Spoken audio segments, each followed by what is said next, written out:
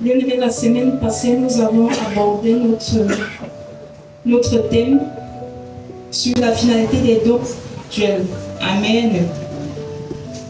Et il était question que nous continuions ce dimanche. Donc, dimanche dernier, nous avons parlé des dons, nous avons commencé à parler des dons spirituels. Nous avons vu que la finalité, c'est le but, c'est l'objectif, c'est la raison d'être. Donc, le Seigneur, en cette période, voudrait que nous comprenions de fond en comble les dons spirituels. Amen.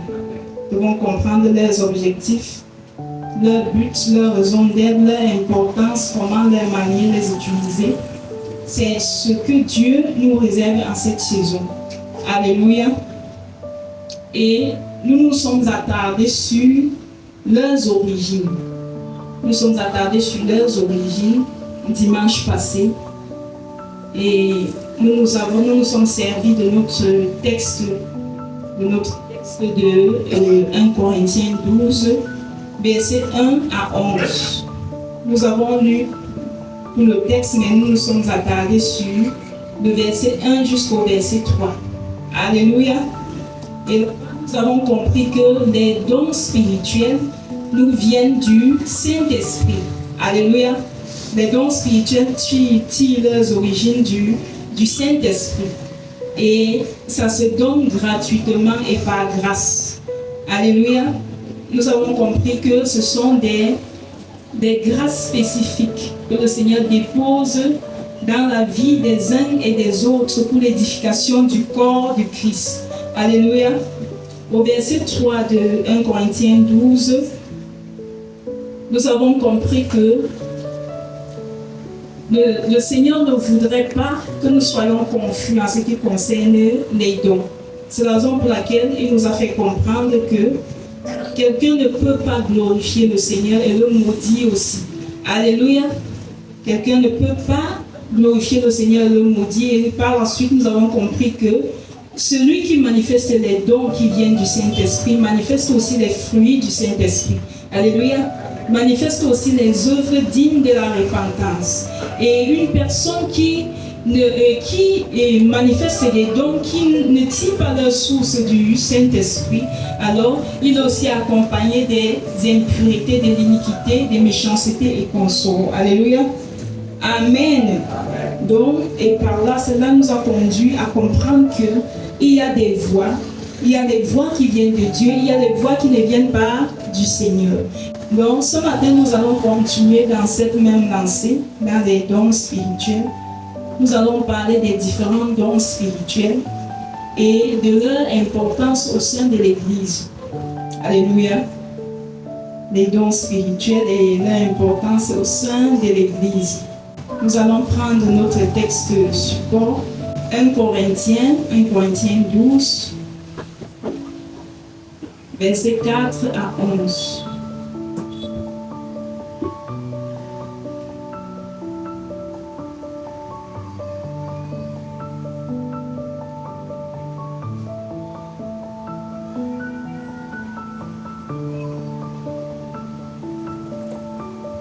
Corinthiens 12, versets 4 à 11, je lis au nom de Jésus. Amen. Il y a diversité de dons, mais le même esprit. Diversité de ministères, mais le même Seigneur. Diversité d'opérations, mais le même Dieu qui opère tout en tous. Or, à chacun, la manifestation de l'esprit est donnée pour l'utilité commune.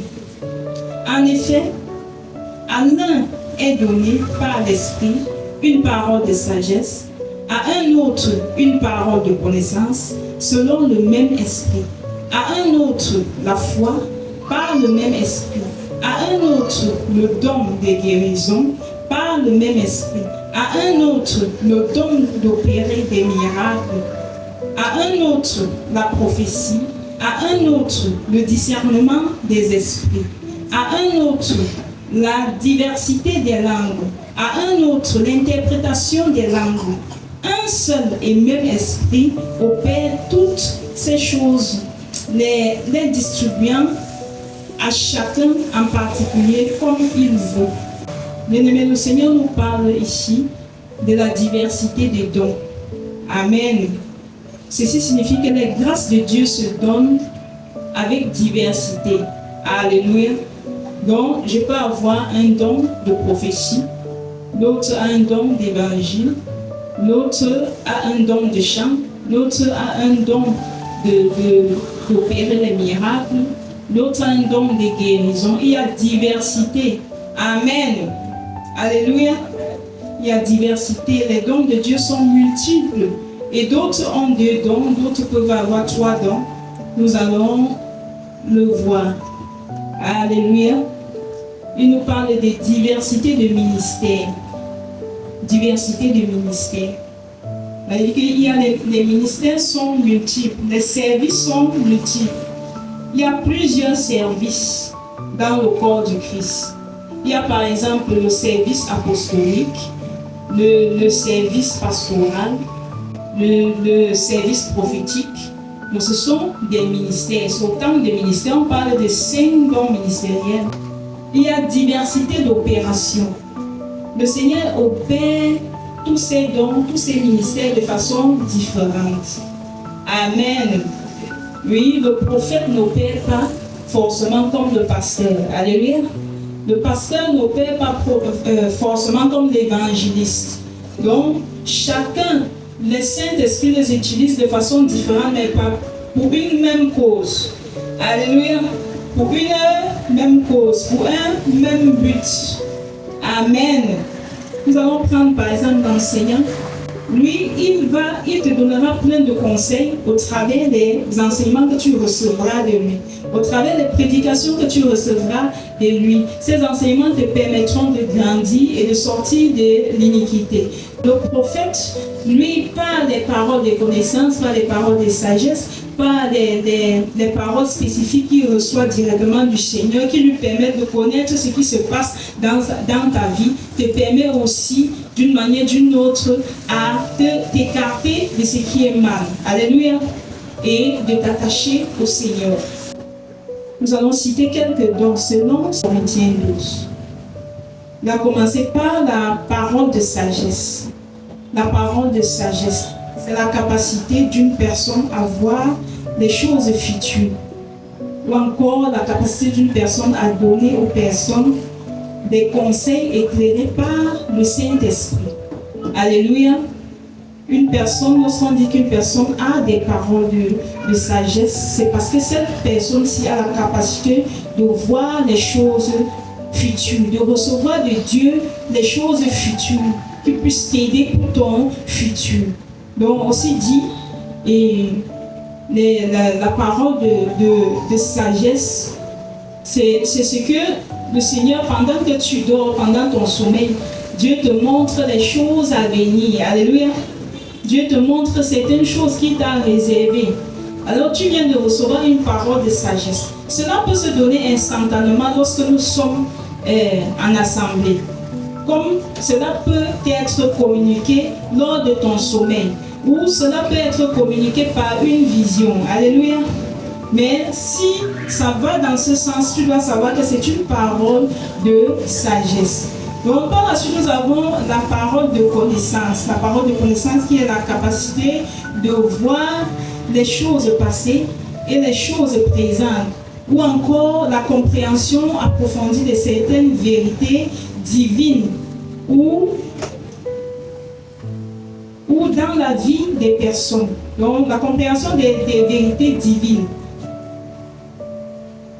Le Seigneur te fait la grâce de comprendre certains mystères de la vie, certaines réalités qui émanent des cieux. Tu ne sais comment, mais Dieu te donne cette capacité-là de comprendre au point où tu peux expliquer à quelqu'un. Alléluia. Le Seigneur te révèle les choses passées, les choses qu'on a fait il y a de cela un siècle. Alors les choses que tes aïeux ont fait, que toi, tu ne connaissais pas. Ou encore Dieu utilise un prophète pour te parler de ce qui s'était fait dans ta famille de génération en génération. d'une certaine méthode ou encore d'une erreur ou d'un bien qui avait été fait. Je ne sais pas. Donc, ça peut être du passé ou encore ça peut être des choses présentes, des choses que tu es en train de faire présentement. Alors, on appelle ça, ça entre dans le couloir des paroles de connaissance. Ainsi, en suivant la définition, vous comprenez qu'il y a certains ici qui reçoivent beaucoup de paroles de sagesse, des paroles de connaissance, mais ne savent même pas que ce sont des dons. Alléluia. Est-ce qu'on peut acclamer le Seigneur?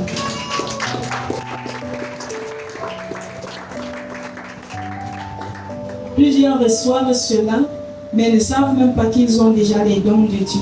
Car il y a des personnes qui ne reçoivent jamais. Il y a des personnes qui ne voient jamais le futur, ils ne voient jamais le présent, ils ne voient jamais le passé. Dieu ne les a pas fait grâce des paroles de sagesse ni de connaissance. Amen. Donc c'est une grâce, c'est un don et Dieu le donne à qui il veut. Nous avons la foi. La foi, une confiance inébranlable. Une confiance inébranlable envers Dieu. C'est le fait d'avoir une confiance inébranlable envers Dieu. C'est quelqu'un qui a une foi qu'on ne peut pas briser. Alors cette personne, si Dieu l'utilise souvent pour fortifier ceux qui sont faibles.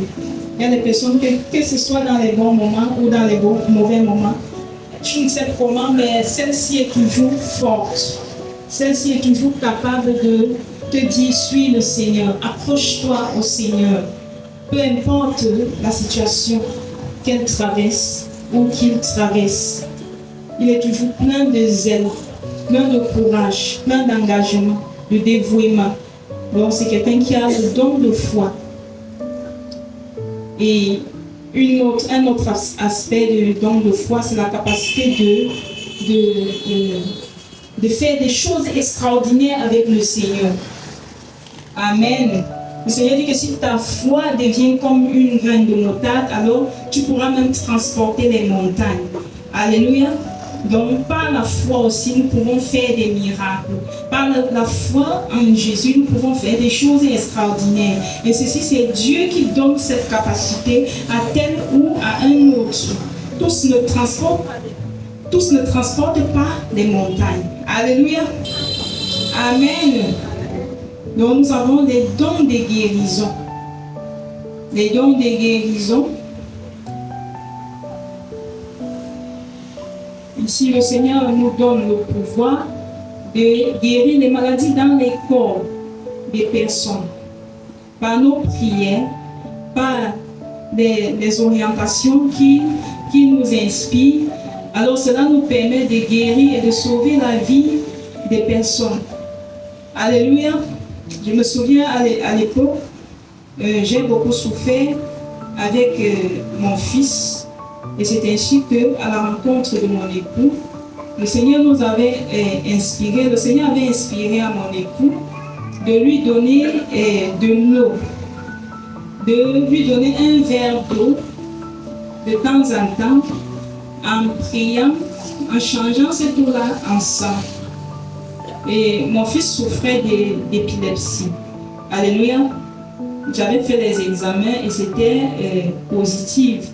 Donc il souffrait vraiment d'épilepsie. Et c'était arrivé à un niveau où il faisait des crises. Il ne pouvait pas sauter un mois sans faire des crises. Alors, lorsque le Seigneur a donné à papa la révélation sur l'enfant, c'est ainsi qu'il a mis cela en pratique.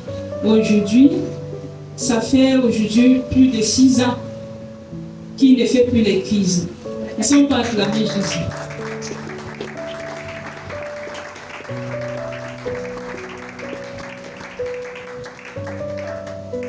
Aujourd'hui, il est guéri et le Seigneur a même beaucoup restauré ses facultés. Alléluia. Donc, la guérison peut se faire par des prières. Il te donne la capacité de prier et les gens guérissent. Il te donne la capacité, il peut te parler, il peut te dire va couper telle herbe et puis écrase cela, fais boire. Et la personne prend il est guéri. Ou bien toi-même tu prends, tu es guéri. Alléluia. Donc il peut t'inspirer même par la nature pour soigner une personne. Vous allez voir dans la Bible, Jésus parfois utilisait la salive. Alléluia. Il n'avait pas seulement une seule façon de guérir ou d'opérer des miracles. C'était divers. Il y avait des moments où il faisait partie de la foule. Il prenait le malade et il l'emmenait ailleurs. Il y avait les moments où il, seulement par la foi de la personne, il lui disait rentre, ta fille est guérie. Et la personne rentre, il trouve l'enfant rétabli. Alléluia. Vous allez voir, il disait toujours, ne dites à personne. Donc Jésus n'était pas frappé par l'orgueil. Alléluia. Il ne voulait même pas d'ailleurs qu'on sache ce qu'il a fait. Amen. C'était toujours, ne dites rien, je ne veux pas. Gardez ça pour vous, gardez ça pour vous. Ok? Mais ce qu'il faisait était tellement grand, si bien que personne ne pouvait garder ce genre de choses. Alléluia. On devait toujours en parler. Alléluia. Toi qui veux le don de guérison parce que tu veux qu'on te voie. Tu veux qu'on constate que tu guéris les gens. Alléluia.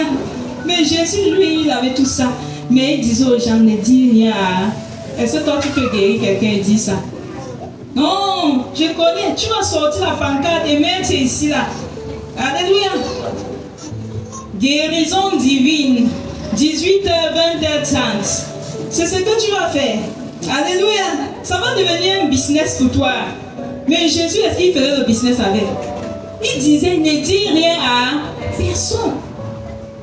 C'est aussi les erreurs que nous faisons aujourd'hui. Alléluia. Est-ce que quelqu'un comprend l'erreur que nous faisons aujourd'hui? On fait des pancartes. Le Seigneur a dit, venez, faites ceci. Tu étais où avec Dieu? Est-ce que Dieu a dit qu'il devait faire quoi que ce soit? Alléluia. Alléluia. Mais bien aimés, nous devons nous inspirer de Jésus pour revenir à ce qui est normal. Ici, là, comme nous sommes rassemblés ce matin, il sait pourquoi il nous a rassemblés. Alléluia. Et il ne fera pas au-delà de ce qu'il a décidé de faire ce matin. Alléluia. Il y a des miracles, donc des miracles. Intervention surnaturelle pour rendre l'impossible possible. C'est une intervention surnaturelle. Nul ne sait comment Jésus, avec 5 pains et 2 poissons, a nourri plus de 5000 personnes. On ne connaît pas. Parce que, logiquement parlant, lorsque nous prenons 5 pains, je ne sais pas si on peut nourrir 20 personnes avec 5 pains. Alléluia. Mais comment est-ce qu'il a pu prendre 5 pains et il a nourri plus de 5000 personnes et à la fin que les gens aient mangé, se rassasier, le pain est resté et on a encore ramassé près de 12 corbeilles, je ne sais pas. Alléluia. On a encore ramassé les restes de ce pain. D'où venait ce pain si ce n'est pas le miracle de Dieu? Alléluia. Donc, il a donné aux uns la capacité de faire des miracles, d'opérer des miracles.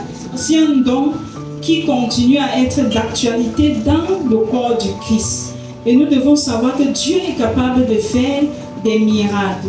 Il y a des moments que Dieu ne veut pas faire des miracles. Il y a des moments où il veut faire des miracles. Alléluia.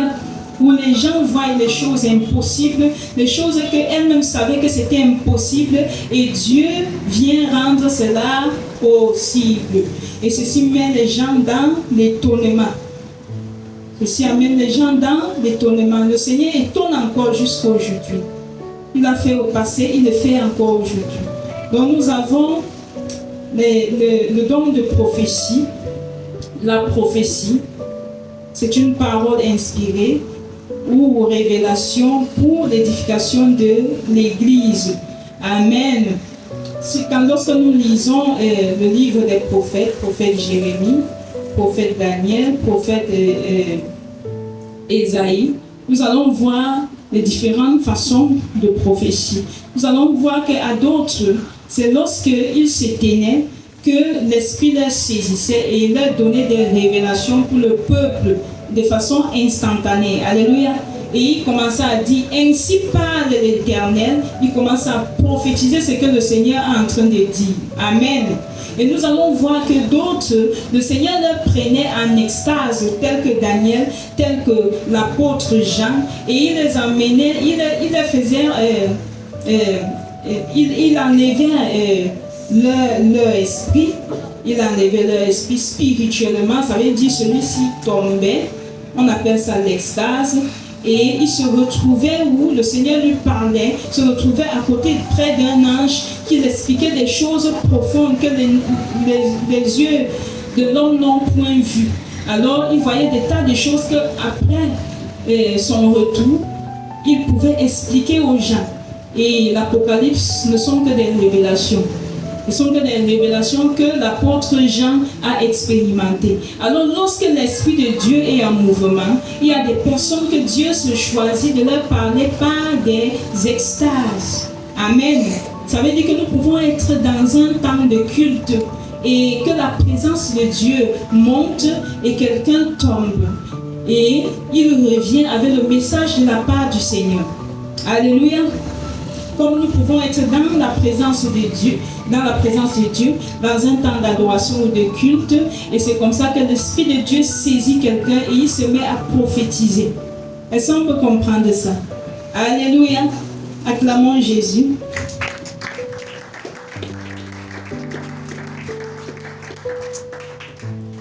Nous allons le parler en langue.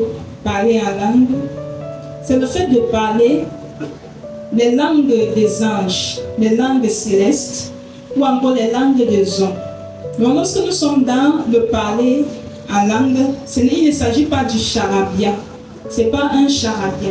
Et si l'Esprit de Dieu t'a souvent saisi et que tu as résisté parce que tu avais peur de dire ton charabia, comme tu le dis dans ton cœur, j'aimerais te dire ce matin, commence à te laisser aller. Alléluia. Est-ce que tu peux toucher ton frère et dire laisse-toi aller? Dis laisse-toi aller. Amen. Donc le Seigneur veut te remplir. Le Seigneur veut te remplir. Celui qui parle en langue s'édifie lui-même. Amen. Donc le parler en langue, c'est pour se recharger. C'est se recharger comme une pile. C'est notre homme intérieur qui se recharge.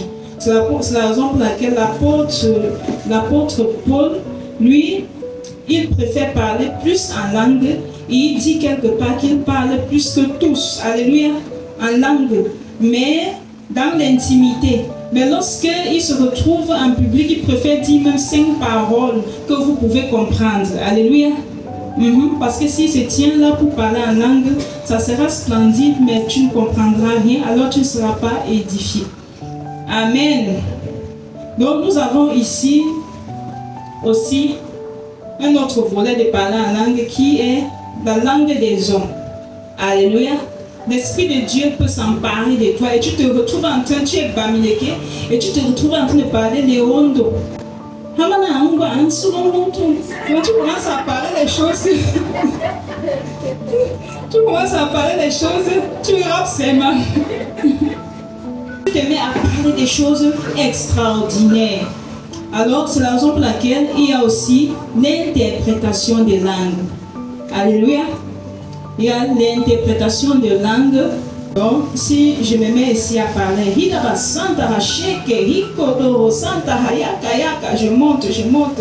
Alors, l'Esprit de Dieu s'empare d'une autre personne qui commence à dire, soyez bénis, je suis fier de votre adoration ce matin, parce que vous m'avez adoré selon ce que moi je veux. Dès lors qu'il commence à dire, soyez bénis, peuple de Dieu, comme ça, il est en train de répéter ma prière.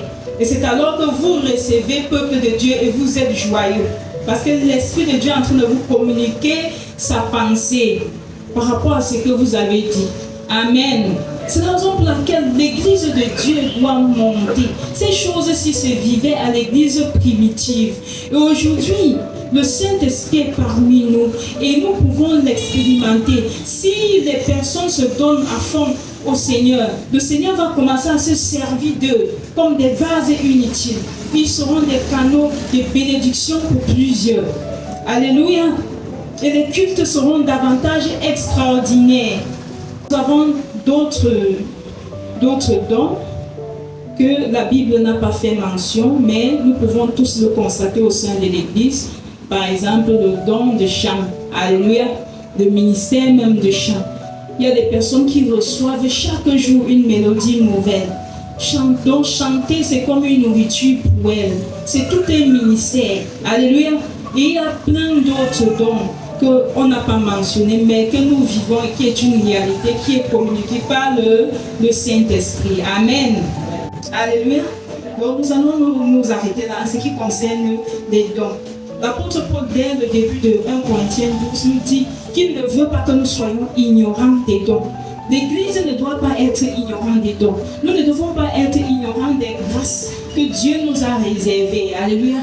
Nous ne devons pas être ignorants de ces grâces. Lorsque nous connaissons qu'elles existent, alors ces grâces-là qui sont en nous commencent à avoir toute leur valeur. Et nous commençons à les exploiter pour aller de l'avant. Amen. Est-ce qu'on peut acclamer Jésus?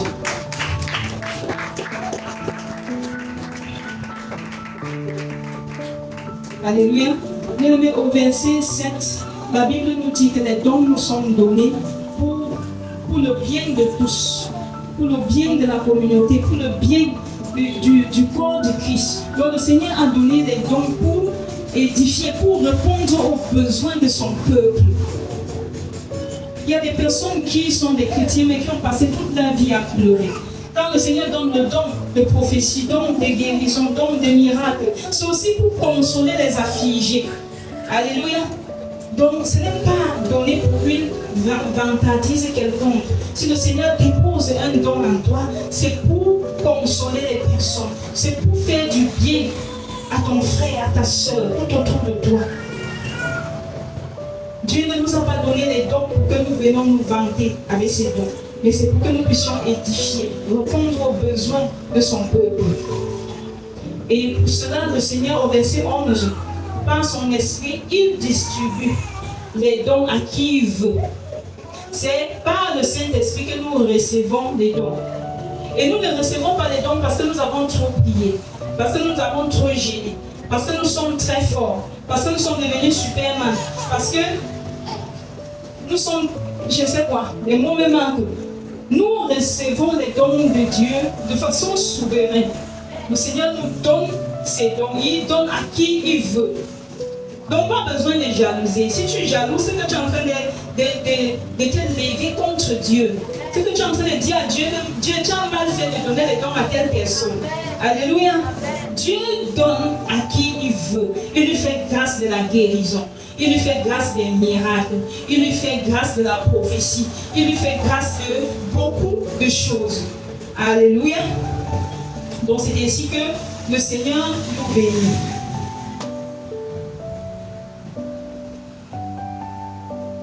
Amen.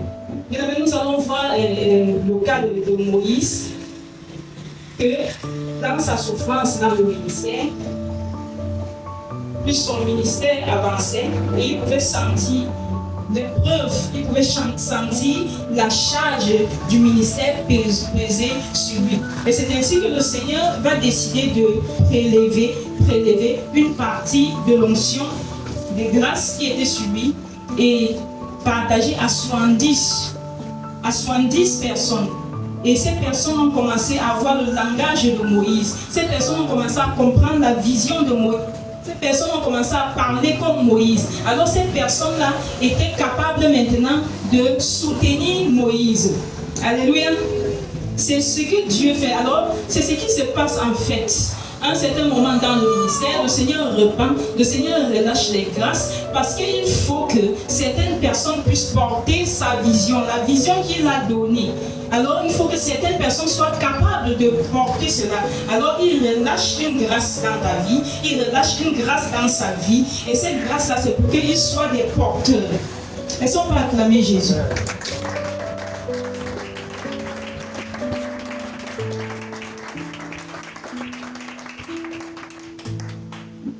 Donc, au travers des dons, lorsque nous sommes dociles, lorsque nous sommes obéissants, lorsque nous sommes humbles, nous pouvons contribuer à l'avancement d'un ministère, d'une œuvre, d'une église.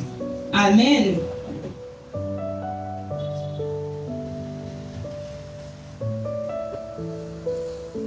Alléluia. Bien-aimés, il est important pour nous de comprendre l'importance des dons. L'importance des dons. C'est la raison pour laquelle je vais t'inviter à continuer la lecture. Toujours dans 1 Corinthiens 12. 1 Corinthiens 12, verset 12 jusqu'à 30, voire même 31. Nous allons essayer de lire ce que le Seigneur nous dit là-bas, afin que chacun soit capable de mieux gérer ses dons. Amen. Je vais lire par la grâce de Dieu. Car, comme le corps est un et a plusieurs membres, et comme tous les membres du corps, malgré leur nombre, ne forment qu'un seul corps, ainsi est-il de Christ. Nous avons tous, en effet, été baptisés dans un seul esprit, pour former un seul corps, soit juif, soit grec, soit esclave, soit libre, et nous avons tous été abreuvés d'un seul esprit. Ainsi le corps n'est pas un seul membre, mais il est formé de plusieurs membres. Si le pied disait, parce que je suis pas une main, je ne suis pas du corps, ne serait-il pas du corps pour cela? Et si l'oreille disait, parce que je ne suis pas un œil, je ne suis pas du corps, ne serait-elle pas du corps pour cela? Si tout le corps était l'œil, où serait lui? S'ils étaient tous lui, où serait l'odorat? Maintenant, Dieu a placé chacun des membres dans le corps comme il a voulu. Si tous étaient un seul membre, où serait le corps? Maintenant, donc, il y a plusieurs membres et un seul corps. L'œil ne peut pas dire à la main, je n'ai pas besoin de toi, ni la tête dire aux pieds, je n'ai pas besoin de vous. Mais, bien plutôt, les membres du corps qui paraissent être les plus faibles sont nécessaires. Et Dieu a établi dans l'Église, premièrement, les apôtres, secondement, des prophètes, troisièmement, des docteurs, ensuite ceux qui ont le don des miracles, puis ceux qui ont les dons de guérison, de secourir, de gouverner, de parler diverses langues. Tous sont-ils apôtres? Tous sont-ils prophètes? Tous sont-ils docteurs? Tous ont-ils le don de miracles? Tous ont-ils le don de guérison? Tous parlent-ils en langue? Tous interprètent-ils? Aspirez aux dons les meilleurs. Et je vais encore vous montrer une voie par excellence. Parole du Seigneur. Laissons pas acclamer le Seigneur.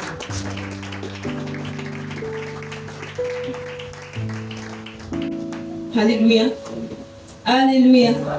Bien-aimés, ici la parole est tellement profonde parce que l'apôtre Paul s'inspire du corps de l'être humain pour essayer de nous expliquer en fait ce que Dieu a fait au sein de son Église. Alléluia. Ce que Dieu a fait au sein de son Église. Alors si nous comprenons bien le fonctionnement du corps humain, nous n'aurons plus de tiraillements à l'Église, nous n'aurons plus de discussions à l'Église, nous n'aurons plus de jalousie à l'Église, nous n'aurons plus de haine, nous n'aurons plus de vantardises, nous n'aurons plus de souffrances qui n'ont pas de sens. Si seulement nous comprenons nos corps. Si l'apôtre Paul a tellement parlé à l'église de Corinthe, vous devez savoir que parmi toutes les églises où l'apôtre Paul a dû traverser, l'église de Corinthe était particulière.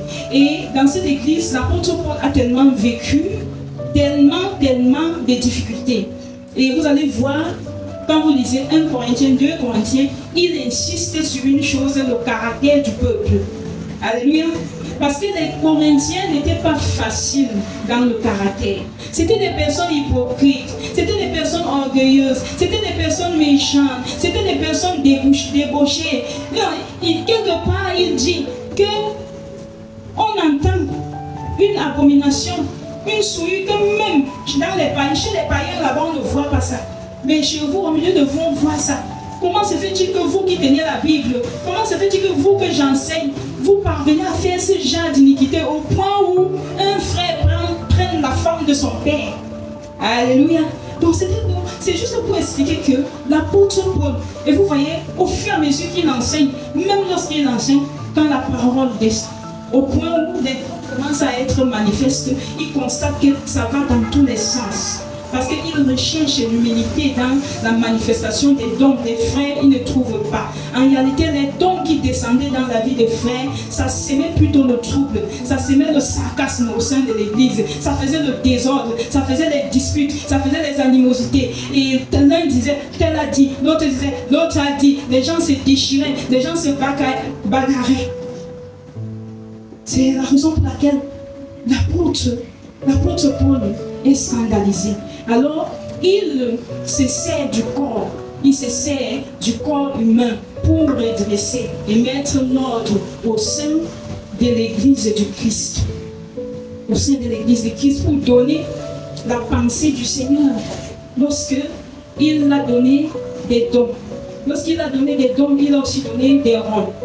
Les hommes ont des rôles principaux, les autres ont des rôles secondaires. Alors, il dit ces choses-là ne se font pas dans le désordre. Ces choses-là se font en ordre. Comme vous voyez, tous là, vous n'avez pas tous les mêmes rôles. Vous n'avez pas tous les mêmes grades. Vous n'avez pas tous les dons. Mais vous tous, vous êtes importants. Alléluia.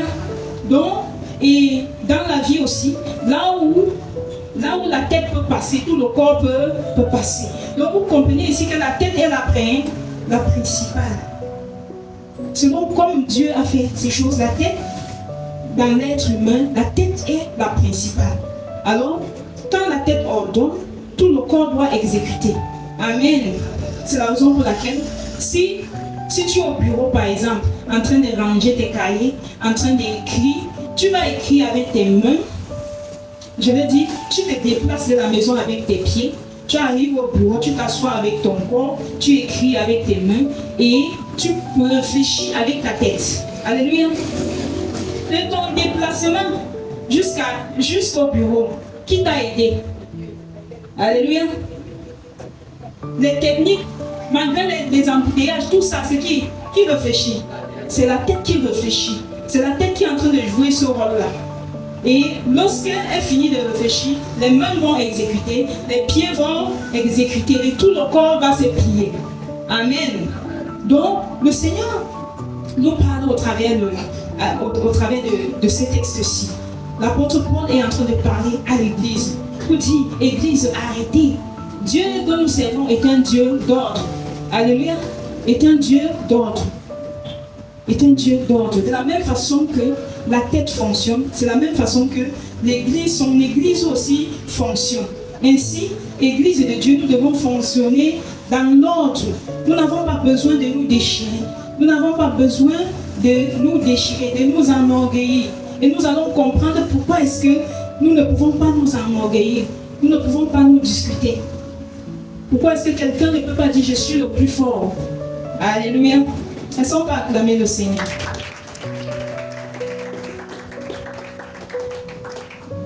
Donc sur le corps, la tête est la principale. C'est dans la tête que se trouve le cerveau. C'est dans la tête que se trouve le système nerveux. C'est là-bas. C'est dans la tête qu'on voit les yeux, on voit la bouche, on voit les oreilles. C'est tout au niveau de la tête. Amen. Et quelque part, le Seigneur dit que ce sont nos yeux qui nous éclairent. Lorsque Dieu est sur le point de faire des grandes choses, il prend le temps pour enseigner son peuple. Alors, lorsque son peuple a compris, il peut faire ce qu'il a fait. Alléluia. Parce qu'il sera sûr que ce qu'il fera ne viendra pas pour détruire, mais viendra pour construit. Est-ce que quelqu'un peut dire construire? Nous constatons que quelqu'un peut perdre ses membres, il éprouve beaucoup de souffrance, il éprouve beaucoup de souffrance. Mais de l'autre côté, si seulement la tête d'une personne est touchée, alléluia, vous comprenez qu'automatiquement tout le corps est paralysé. Alléluia. Et si la tête d'une personne est retranchée, la personne perd la vie une fois. Ça veut dire que sa vie s'arrête là. Est-ce que quelqu'un comprend? Est-ce que quelqu'un comprend? Mais si tu as compris, est-ce que tu peux acclamer juste?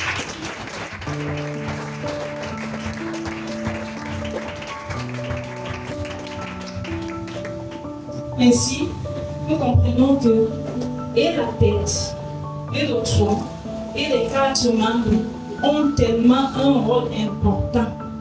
C'est ça qui constitue notre corps. Alors si un membre de notre corps est souffrant, nous allons le ressentir sur nous. Alléluia. Et alors si c'est la tête, c'est compliqué. Et nous comprenons alors la raison pour laquelle et les mains et les pieds se battent pour protéger quoi? Est-ce que quelqu'un comprend? Dieu a mis des talents en nous et cela peut nous aider comme cela peut nous détruire. Amen. C'est ainsi qu'il dit que si tu représentes les pieds, est-ce que c'est pour autant parce que tu n'es pas les mains que tu vas jalouser? Parce que tu aurais aimé être les mains. Pourquoi lui, il est la main et moi, je suis seulement le pied? Alors, non, comme je suis seulement le pied, je ne travaille plus, je ne fais plus rien. D'ailleurs, je marche le jour que je veux et je ne marche pas le jour que je veux. Le jour que je veux, je fais. Le jour que je ne veux pas, je ne fais plus. Alors, le jour que tu marches, les choses marchent. Le jour que tu ne marches pas, tout s'arrête. Parce que tu n'as pas compris que tu es les pieds. Alléluia. Tu n'as pas compris que tu es les pieds. Alors c'est comme ça, lorsque les pieds sont en difficulté, c'est comme ça que tout le corps est en difficulté. C'est ainsi que si tu représentes les pieds dans une église et que toi, tu es en difficulté, c'est comme ça que l'église de Dieu est aussi paralysée. Est-ce que quelqu'un comprend? Est-ce que quelqu'un comprend? Bien-aimés, sortant d'ici, chacun doit se poser la question, qui suis-je? Alléluia. Qui suis-je dans l'église de Dieu? Quel rôle est-ce que je joue? Qu'est-ce que Dieu voudrait que je fasse? Amen. Ceci, c'est pour que chacun puisse jouer son rôle comme il faut. Chacun soit appliqué dans son rôle comme il faut. Parce que l'église de Dieu périt le fait que les personnes jouent leur rôle avec négligence. Le fait que certaines personnes ne connaissent même pas le rôle qu'elles jouent au sein de l'église. Alléluia. Et ceci fait en sorte que l'église du Seigneur est comme ça, là, clignotant. C'est clignotant. Ça ne dose pas, ça clignote. Parce que l'un est là-bas, il convoite la place de l'autre. Non, moi j'ai de l'argent, j'ai ceci, je peux ouvrir un ministère. Voici ce que l'un dit. Non, moi je prophétise. Je prophétise, je n'ai pas besoin de dormir pour voir. Je vois des choses. Alors pourquoi je ne peux pas... je ne peux pas aussi commencer à rassembler les gens. Non, quand je prie sur quelqu'un, après il revient me dire que je suis guéri. Alors, pourquoi je serai sous l'ordre de quelqu'un? Alors que moi, quand je prie, il y a des gens guérissent. Voilà ce qui se passe dans les cœurs à l'église. Non, moi je chante très bien. Je chante très bien. Pourquoi est-ce que je vais être soumis? Je sais faire telle chose. Pourquoi est-ce que je vais dépendre de quelqu'un? Non. Je peux même me faire payer, je peux me faire de l'argent, je peux me faire de l'argent, oui, je peux me faire de l'argent. Si je pars dans telle place, on va me payer, on va me payer. Alléluia. Il y a beaucoup de choses dans les cœurs des enfants de Dieu. C'est la raison pour laquelle l'adoration n'est pas sincère. L'adoration qui monte n'est pas sincère à cause des choses qui sont remplies dans les cœurs. Et ça fait en sorte que les personnes qui sont au sein de l'église n'arrivent pas à couvrir leur charge. N'arrivent pas à couvrir leur charge. Et c'est comme ça qu'il y a ce manque. Parce qu'il y a de la négligence. Plusieurs négligent les choses de Dieu pour telle et telle raison. D'autres même refusent carrément le rôle que Dieu leur donne.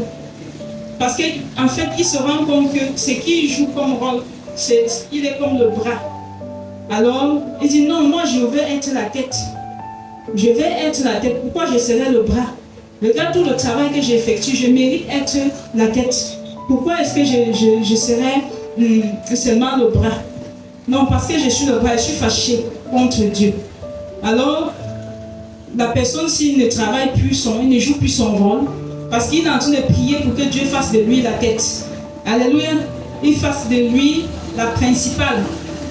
Alors, c'est comme ça que vous allez voir des personnes qui sont en train de faire des prières inutiles. Parce que quand tu fais de telles prières, le Seigneur aussi te regarde. Mon fils, ma fille, et il sourit. Très bien, il sourit. Il dit, en fait, tu es en train de me demander que ton corps là, ça reste rien que la tête. Alléluia. Alors si tu étais juste une boule, tu roules comme ça, comme un ballon. Tu roules comme tu vas vivre quelle vie? Alléluia. Donc tu es en train de me demander de tailler tous tes pieds, de tailler tes mains, de tailler tes membres, de ne laisser que la tête. Donc quand tu vas faire de telles prières, non, je veux que mon niveau, que je suis pas ce que je veux. Non, Seigneur, tu n'as pas besoin de faire cette prière-là. Alléluia. Tu n'as même pas besoin de ça. Ce que tu as besoin, c'est que, Seigneur, tu m'as donné quel rôle? Alléluia. Tu m'as donné quel rôle? Alors, je veux bien exécuter le rôle que tu m'as donné. En fait, c'est tout ce que tu as besoin de faire comme prière. Mais nous tombons dans les jalousies, nous tombons dans les haines, nous tombons dans les colères, dans les soifs qui ne sont jamais comblées. Pourquoi? Parce que nous voulons jouer les rôles qui ne sont pas les nôtres. Nous voulons jouer les rôles que Dieu a déjà de façon souveraine donné à d'autres personnes. Alors lorsqu'on se rend compte que c'est vraiment ça, c'est vraiment la pensée de Dieu, on décide de s'éclipser. Et puis tu vas voir quelqu'un, non, je pars à l'église quand je veux. Les choses de Dieu là, je fais quand je veux. Je ne suis pas moi trop dedans. Fais ses mains un peu. Mais j'aimerais te dire que tel que l'apôtre Paul a expliqué ici, tout le monde, tous les chrétiens qui sont à l'église sont importants. Alléluia. Peut-être que tu ne connaissais pas. Tous les chrétiens ont un rôle à jouer au sein de l'église. Tous les chrétiens, nous formons tous le corps du Christ. Alléluia. Tel que nous sommes assis là, nous sommes à l'image du corps du Christ. Est-ce que quelqu'un a compris? Nous sommes à l'image du corps du Christ. Et chacun a son rôle. C'est ainsi que vous allez voir dans le corps du Christ, il y a les membres visibles. Il y a les membres visibles. Je vais citer les prédicateurs de la parole, par exemple. Les prophètes, par exemple. Je vais citer les chantres, les adorateurs. Je vais citer ceux qui font des modérations au sein de l'église, ceux qui font certaines activités telles que l'évangélisation, etc. Ce sont les membres qui sont parfois frappants visibles. Alléluia.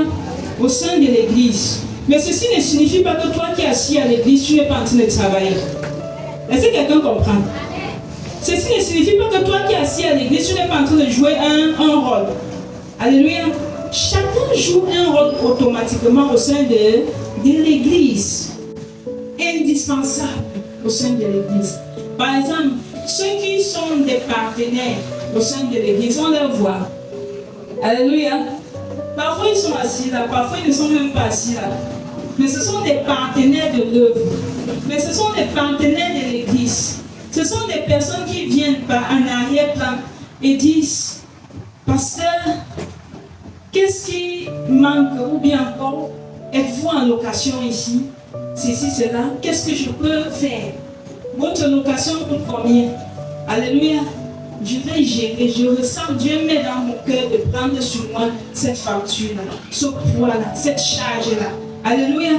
Est-ce qu'on va acclamer pour l'église?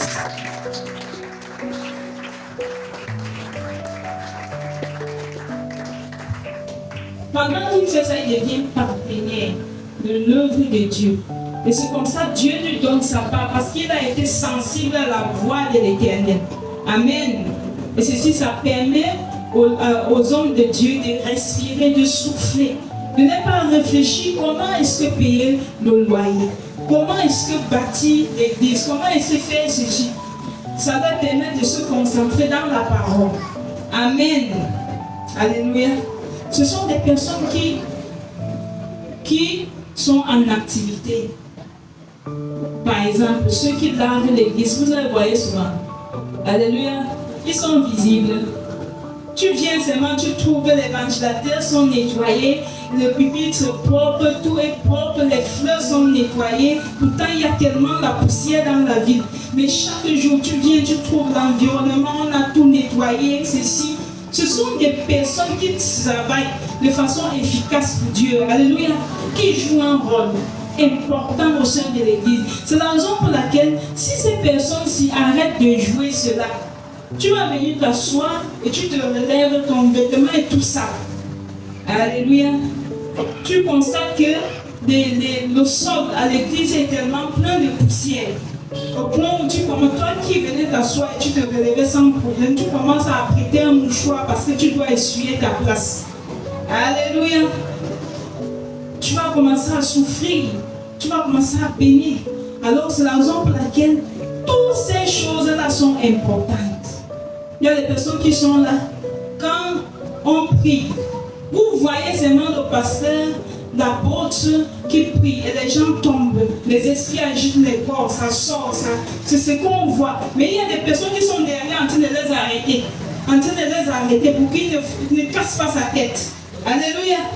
Ce sont des personnes qui jouent un rôle efficace au sein de l'église et que leur travail n'est pas souvent valorisé. Alléluia.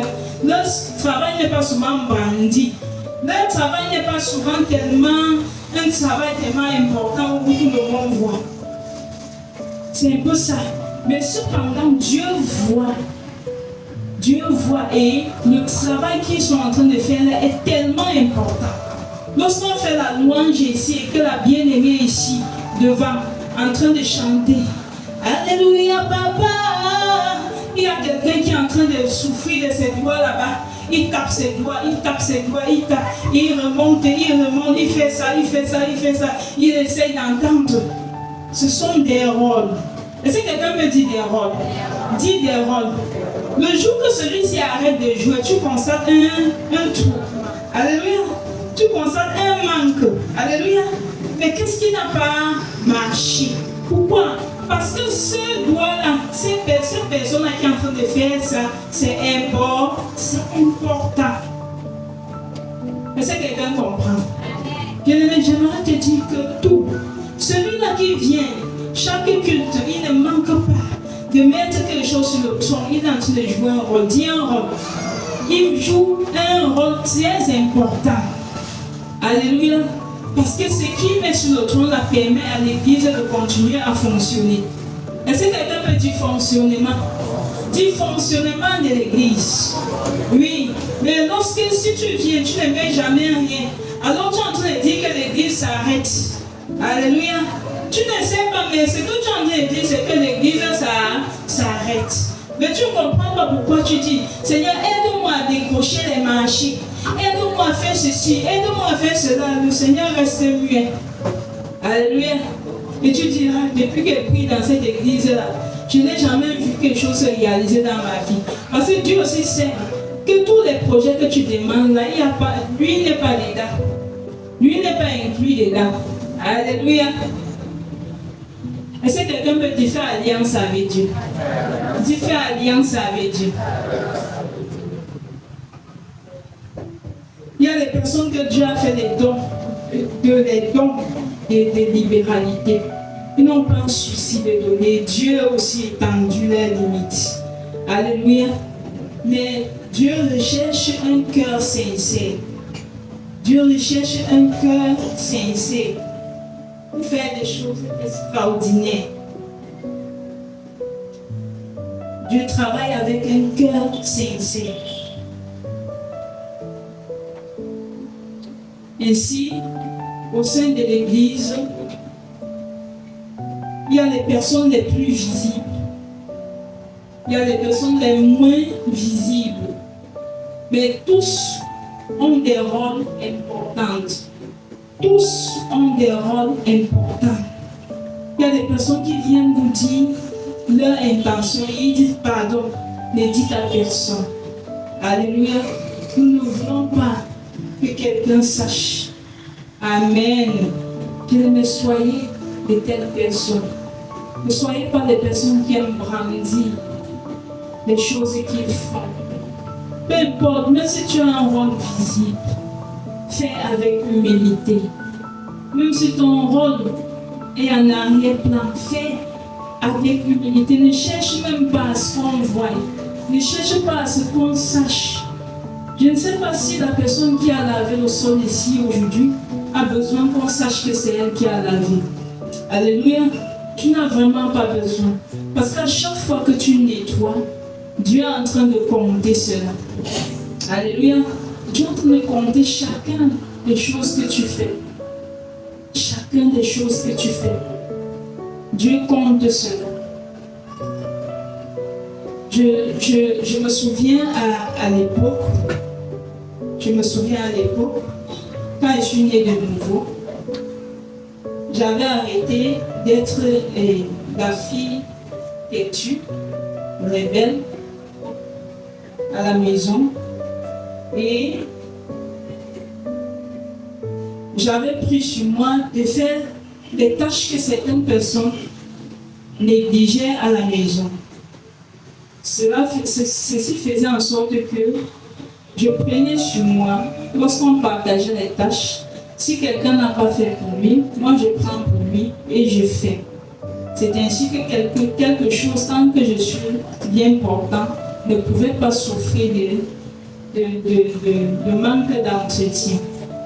Et j'avais pris sur moi d'investir pour nettoyer nos toilettes.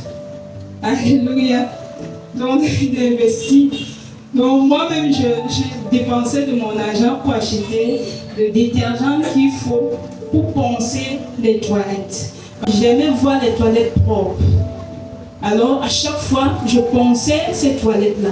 Je passais du temps à poncer, à nettoyer les toilettes. Bien que quand je finissais, je donnais les instructions, personne ne respectait. Alléluia. Mais ça ne m'empêchait pas de continuer à poncer. Et pendant que je ponçais ces toilettes, je disais, Seigneur, vraiment, comme tu me vois là, vraiment, j'aimerais que tu me fais grâce. Je disais, Seigneur, souviens-toi de moi pendant que je nettoie ça. Alléluia. Seigneur, souviens-toi de moi. Seigneur, souviens-toi de moi, je t'en prie. Ce que tu m'as promis là, je prie que tu changes ma part de toilette demain. Alléluia. C'est comme ça que je faisais. Je disais, Seigneur, vraiment, je n'aimerais pas avoir ce genre de toilettes chez moi. Alléluia. Mais j'entretenais ces toilettes-là. Le Seigneur me voyait, le Seigneur m'encourageait. Il voyait le travail que je faisais. Et c'est ainsi que, quand je me suis mariée, le Seigneur m'a fait grâce. Je n'ai plus jamais vu ce genre de toilettes. Est-ce que quelqu'un peut acclamer Jésus?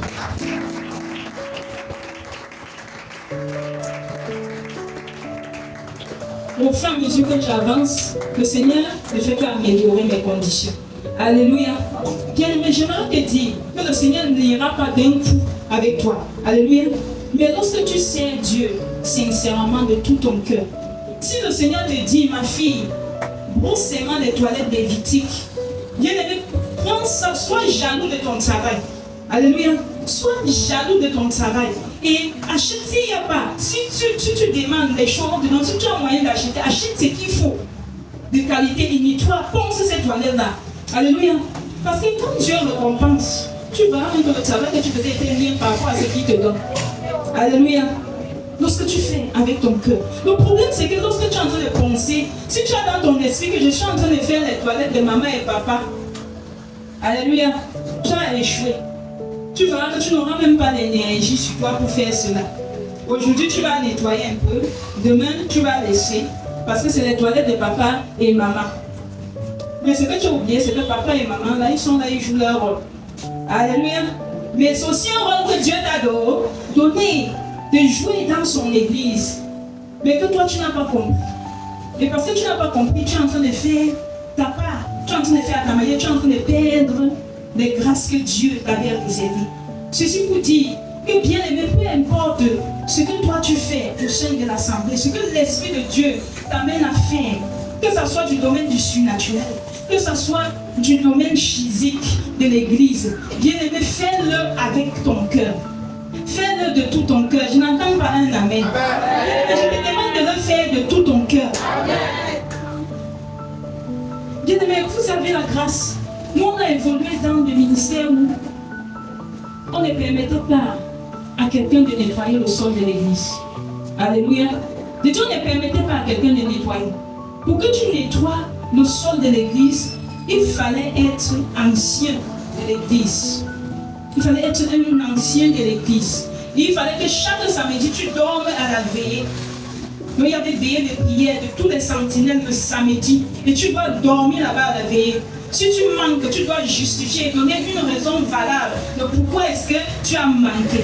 Autrement dit, tu es rayé de la liste des personnes qui ont accès à balayer le sol de l'église. Alléluia.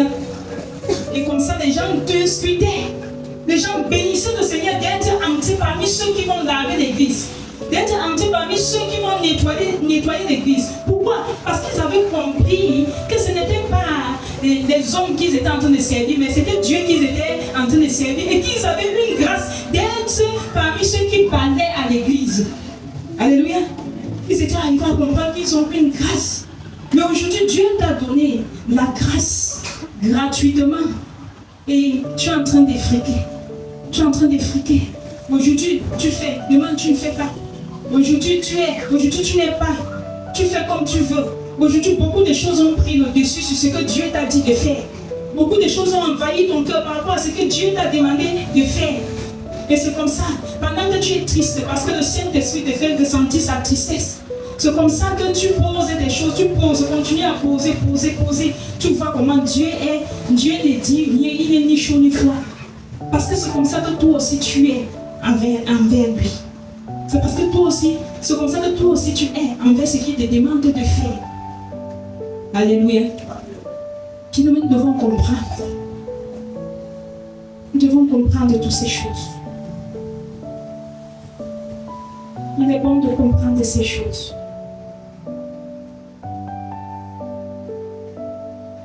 Quand nous avons compris ces choses, nous n'allons plus envier l'un ni l'autre.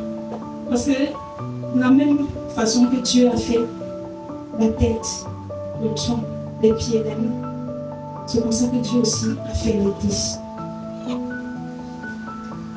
C'est comme ça que Dieu a fait l'église. Tout le monde n'est pas premier. Dieu a fait des choses de telle sorte que d'autres sont des premiers, d'autres sont deuxièmes, d'autres sont même des derniers. Alléluia. Parce que tout le monde ne peut pas être président de la République. Tout le monde ne peut pas être chef d'entreprise. Si tout le monde est chef d'entreprise, qui sera ouvrier? Alléluia. Si tout le monde est président de la République, qui va ouvrir le portail? Alléluia. Dieu a donné des rôles de telle sorte que d'autres sont des portiers. Dieu, ce n'est pas question que tu n'as pas bien prié, non. Dieu t'a donné un rôle de portier. Alléluia. Il faut que tu comprennes que voici au moins mon rôle que Dieu a donné. Et que je dois être le meilleur des portiers. Alléluia. Je dois être le meilleur des portiers. Et si quelqu'un disait, si tu es balayeur de la rue, sois le meilleur balayeur de la rue. Alléluia.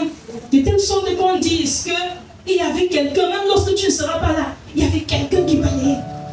Il y a nos filles qui sont passées ici, que papa et moi, lorsque nous élevons nos mains, nous disons, Seigneur, souviens-toi d'elle. Alléluia. Papa, là où elle se trouve, papa, souviens-toi d'elle. Cette fille a fait ceci, cette fille a fait cela. Jusqu'aujourd'hui, nous prions. Alléluia. Nous prions pour ces personnes-là. Seigneur, souviens-toi de ces personnes qui ont nettoyé ton hôtel, qui ont nettoyé les fleurs, qui ont fait ceci. Seigneur, souviens-toi, elles ont servi de tout leur cœur. Nous avons vu. Alléluia. Tous les jours, nous prions. Pourquoi? Parce que ce sont des personnes qui nous ont marqués par leur service, par leur façon de servir, par leur façon de faire. Mais est-ce que toi tu sers Dieu de telle sorte qu'il peut te vanter? Est-ce que ton service est de telle sorte que Dieu peut dire, voilà, fidèle servante? Est-ce que Dieu peut dire, fidèle serviteur? Est-ce que Dieu peut dire, tu joues à merveille le rôle que je t'ai donné? Tu fais à merveille ce que je t'ai donné?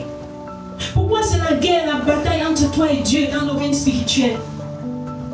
Pourquoi il est toujours en train de te tirer les oreilles que ma fille fait comme ça? Ma fille te demande de faire comme ça. Mon fils te demande de faire comme ça. Tu es toujours en train de faire le contraire. Pourquoi il y a cette bataille-là entre toi et Dieu? J'aimerais te dire que c'est nous qui perdons notre temps sur la terre. Alléluia. Dieu, lui, ne perd pas le temps. Dieu, lui, ne perd pas le temps. C'est nous qui avons peu de temps, mais lui, il a tout le temps. Donc, lorsque nous avons compris, nous pourrons faire de façon naturelle ce que Dieu veut qu'on fasse, sans jalouser. Et nous serons capables d'encourager. Le Seigneur dit que lorsqu'il y a une bonne action qui est posée, ça fait la joie de tout le monde. Alléluia. Ça fait la joie de tout le monde. Mais lorsque tu es un leader qui commence à se démarquer et qui va loin, c'est l'église qui est dans la gloire. Alléluia.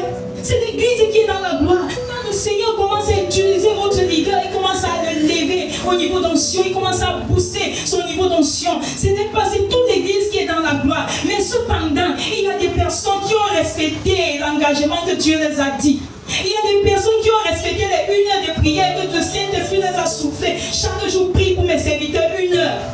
Alléluia. Il y a des personnes qui ont respecté cela. Il a ciblé 5 personnes. Tu crois que Dieu seul, il a parlé comme ça à 5. Et en secret, ils sont là. Papa, sanctifie mes leaders, sanctifie mes parents. Élève-le, enlève la souillure, enlève l'impureté, amène-le, utilise-le. Je veux voir ta gloire se manifester au travers d'eux. Je veux voir ta vie se mouvoir au travers d'eux. Il y a des personnes. Et c'est ainsi lorsque tu respectes. Tu constates que le dimanche, ça commence à changer. L'autre dimanche, ça commence à changer. Alléluia. Parce que l'église a joué son rôle. Parce que l'église dans l'ensemble a joué son rôle. Alléluia. Et parce que l'église joue son rôle, le Saint-Esprit est content. Lorsque vous entrez dans la présence de Dieu, il est fier de toi, il est fier de lui, il est fier de l'assemblée, il manifeste. Les gens parlent en langue, les gens crient, les cris de joie, les cris de victoire. Parce que le Saint-Esprit est content. Il est tellement content, il se manifeste dans les cœurs. Alléluia. Que nous voulons vivre ce genre de choses. Nous voulons vivre ce genre de choses. Mais lorsque nous sommes dans la rébellion, les cœurs endurcis, les cœurs enterrés, les cœurs enfermés, chacun ne fait qu'à sa tête. C'est comme ça que vous êtes aussi comme le Seigneur est. Et l'église est froide. Alléluia. Dis à quelqu'un, réveille-toi. Dis à quelqu'un ce matin, réveille-toi. Dis, réveille-toi. Dis, réveille-toi, toi qui dors. Tu as un rôle important à jouer de la part du Seigneur. Tu as un rôle important à jouer de la part du Seigneur. Mais lorsque tu négliges ton rôle, c'est comme ça que les choses aussi au sein de l'assemblée vont dans tous les sens. Parce que tu ne savais pas que tu es une pièce importante. Tu ne savais pas que Dieu te connaît. Et que ce qu'il te demande de faire, c'est ta part qui te donne. Et pendant que tu es en train de négliger cela, tu es en train de livrer l'assemblée. Tu es en train de livrer. Vous devez regarder dans une équipe de football. C'est un jeu d'équipe. C'est un jeu d'équipe. Tout le monde ne peut pas marquer. Alléluia. Le gardien ne peut pas quitter la balle, chuter la balle jusqu'à ça entre dans l'équipe adverse. Est-ce que quelqu'un comprend? Pour qu'il y ait but, il faut qu'on tire la balle, on ramène jusqu'à l'équipe adverse et qu'on donne à la personne qu'il faut. Alléluia. Parce qu'il y a des personnes même que lorsqu'on leur donne la balle, ils tirent comme s'ils dormaient. Alléluia. Il faut qu'on donne la balle au meilleur buteur, quelqu'un qui a un bon tir de telle plaque. Alléluia. Et c'est comme ça quand il tire, tout le monde crie wow. Toi dans la nation, quand tu cries wow, c'est toi qui jouais là-bas. Ça fait du bien, n'est-ce pas? Vous êtes fiers, non? On a lavé la honte. Mais il faut aussi, vous devez apprendre à laver la honte de l'église. Alléluia. L'église est dans le honte à cause de toi. Dieu veut étendre tes limites, tu ne veux pas financer l'église. Tu ne veux rien faire. C'est comme ça que l'église est à l'image de ce qui est dans ton cœur. Et l'église est à l'image de ce qui est dans ton cœur. Alléluia. Vous croyez que l'argent manque à Dieu? L'argent ne manque pas à Dieu. C'est parce que vous tuez vos étoiles. Vous tuez vos étoiles à cause de vos jalousies. Votre jalousie, ce qui est dans votre cœur. Apprenez à lever, à rafler la méchanceté, jeter. Parce que pendant que vous êtes en train de faire ça, vous vous faites du mal à vous-même. Mais arrêtez. Arrêtez la méchanceté. Parce que lorsqu'on fait cela, ça retombe sur nous-mêmes. C'est les mêmes personnes qui disent tous mes projets, j'ai déposé mes dossiers là-bas. Ça passe même. On ne me gère pas. J'ai un projet qui peut me donner des millions. Ça passe même. Voilà mon voyage depuis des années. Viens. Oui. Parce que Dieu sait, quand tu vas traverser là-bas, tu vas oublier l'éthique. Quand tu salues ton pasteur, tu lui dis bonsoir David. Tu es là-bas? Comment tu vas? Tu sais. Quand tu vas passer là-bas avec ta langue grise, quand tu venais plaider, que papa prie pour moi, prie pour moi, je sens que mes portes peuvent s'ouvrir. Prie pour moi, prie pour moi. Quand papa te rit, que soit, papa, quand tu pars, 2 mois plus tard, ta vie change. Tu passes seulement là-bas. Alléluia.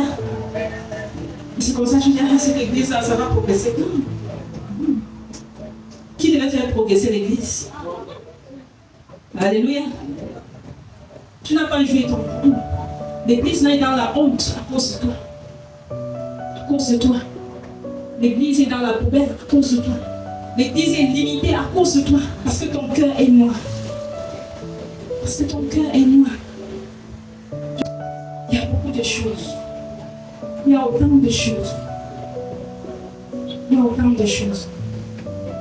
Il y a de cela quelques semaines, papa et moi, nous sommes sortis pour aller prendre un peu de rafraîchissement dans un restaurant. Lorsque nous sommes arrivés là-bas et que nous avons pris place, après quelques minutes, lorsque nous avions passé notre commande, il y a un monsieur qui est entré avec un tas d'enfants. C'était des enfants de 5 ans, 6 ans, 7 ans, 8 ans autour. Il est entré avec eux comme ça, et vous savez comme les enfants font des bruits. Alléluia. Ils étaient tellement contents, chacun entre. Il a choisi 2 tables, il les a mis là-bas. Ils étaient contents. Et puis, ça a tellement dépassé mon époux. Alléluia. Il a dit, mais le père, tu es venu avec tout le bataillon. Alléluia. Et le papa l'a dit, ah, il y a quelqu'un là, il est sorti premier. Alléluia. Le père l'a dit, il y a un premier parmi. Alléluia. Sans m'acclamer pour le premier. Bien-aimé, à cause du premier, à cause du succès d'une personne, tout le monde a bu les bols de Bossa. On mangeait à la boulangerie. On mangeait au restaurant. On eut droit à un bon plat. Est-ce que quelqu'un comprend ça? Dis le Réma. Mais la jalousie, là, ça bloque tes bénédictions. Tu ne connais pas ce qui est dans le cœur de ton frère qui est à côté. Tu détectes un don sur lui, tu bloques. Tu lui fais la méchanceté. Mais chaque jour tu le griffes, chaque jour tu le pinces, chaque jour tu le fais asseoir, chaque jour tu le chiffonnes. Je ne sais pas que tu es en train de tuer ta propre vie. Tu es en train de tuer ta propre vie. Mais quand vous détectez les talents, il faut encourager. Il faut pousser. Parfois, sur votre 4 enfants, 5 enfants, il y a une seule personne. Il y a une seule personne. Mais tu fais quoi par rapport à ça? Même les frères, ils sont là pour tirer, pour tirer, pour tirer, pour tirer. Ils font les coups bas, ils font les coups bas. Mais quand Dieu est Dieu, il finit par sortir sa tête. Yes. Alléluia. Mais quand ils sont sa tête, c'est toi qui commences à inventer. Eh mon frère, repends-toi d'abord, repends-toi d'abord. Vite, vite, vite. Repends-toi.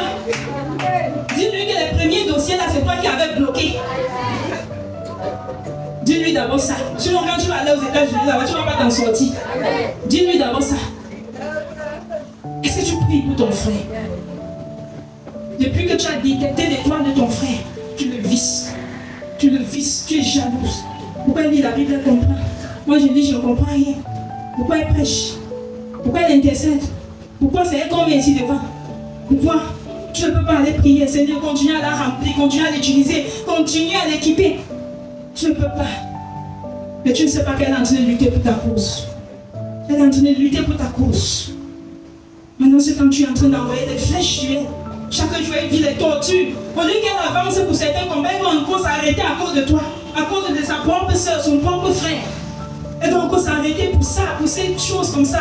Elle doit perdre son temps encore pour arranger. Alors que toute ta souffrance, c'est pour toi, c'est pour t'élever, c'est pour faire de toi grand. Regarde comment tu perds le temps aux gens. À cause de l'état de ton cœur, qui est rempli d'amertume, qui est rempli de colère, qui est rempli de froideur, qui est rempli de sorcellerie. Bien-aimé, commence à vider ton sac de méchanceté, ton cœur de méchanceté. Et si tu seras pur pour donner la pureté aux autres, commence à vider cela. Commence à vider cela.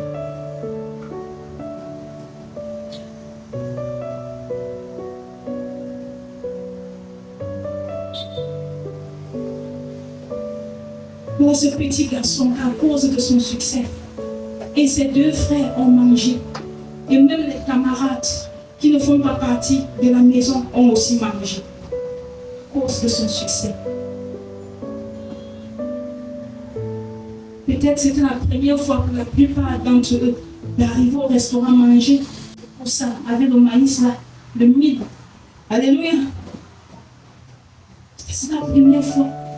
Mais à cause de qui? Grâce à lui, lui aussi, il a eu son petit bol, même chose que eux. C'est comme ça que nous sommes devant Dieu. Lorsque tu joues ton rôle efficacement et que les choses avancent, les choses de Dieu avancent, c'est comme ça que tu reçois aussi ta grâce. Tu ne forces pas pour recevoir ce qui est pour toi. Les choses sont bloquées, vissées, parce que Dieu montre vos cœurs, c'est dur. C'est pas qu'il ne nous parle pas, il nous parle. Il dit, regarde, les cœurs sont durs, les cœurs sont méchants. Regarde les cœurs de ce que vous êtes en train d'entrer, regarde les cœurs. Ça ne fait pas beaucoup de temps que le Seigneur m'a parlé. Il me parlait d'un papa. Et c'est ainsi que nous étions proches de lui. Et il est venu. Et lorsqu'il va s'avancer, il va venir pour nous. Je n'avais aucune intention dans le cœur. Et je ne savais même pas ce qui s'est passé. Et je le salue avec un cœur pur. Quand il vient, il me salue. Et quand il me salue, quand je regarde sa main, il y avait des billets dans sa main, il y avait des billets de banque dans sa main. Et alors, il s'est mis à glisser ces billets-là dans ma main. Et quand je voulais prendre les billets, il a encore récupéré les billets. Alléluia. Il a récupéré les billets. Et pendant que je prenais les billets, je disais, ça va nous permettre de souffler un peu face à cette situation. Alléluia. Ce que je disais. Quand je disais cela, il récupère encore les billets. Et quand il récupère les billets, je me réveille. Quand je me réveille, je dis, Dieu me montre ça pour que je prie. Parce que l'ennemi ne veut pas que nous puissions posséder les finances. C'est comme ça que je me lève, je chasse tout l'ennemi qui se lève en opposition contre les finances. Quand je prie ainsi, c'est comme ça que j'entends le Seigneur me dire, ce n'est pas l'ennemi. Alléluia. Le Seigneur me dit, ce n'est pas l'ennemi. Ce n'est pas l'ennemi. Mais je suis en train de te montrer l'état de cœur de vos enfants. Alléluia. Qui ne veulent pas faire ma volonté. Le problème n'est pas qu'ils manquent de l'argent, mais c'est parce qu'ils n'ont pas la volonté de vous en donner. Alléluia. Et le Seigneur me dit, ce n'est pas le diable. C'est l'état de cœur. C'est leur état de cœur. C'est leur état de cœur que je suis en train de montrer. Le problème n'est pas de combattre Satan. Satan n'a rien fait. C'est l'état de cœur des personnes que vous enseignez. C'est leur état de cœur là-bas. Et c'est comme ça que, quelques jours après, je vais rencontrer sa femme, son épouse. Et elle va me faire comprendre. Elle va me faire comprendre que, vraiment, ça ne va pas. Son époux a vraiment des bons projets. Mais depuis qu'il postule pour ces projets-là, ça ne marche pas. Ça ne donne pas. Ces projets n'aboutissent pas. Mais il ne comprend pas. On ne comprend pas. Les projets ne sont pas en train d'aboutir. Et puis je vais regarder. Je dis, si je lui dis ce que Dieu me dit, elle me dira que je vais lui soutirer de l'argent. Alléluia. Alors, j'ai la vérité entre mes mains, mais je suis obligée de garder ça pour moi. Alléluia. Je suis obligé de garder cette vérité pour moi. Parce que si je lui dis que ton époux n'est pas, Dieu veut faire partenariat avec lui, mais il n'est pas prêt à faire le partenariat avec Dieu. Alléluia.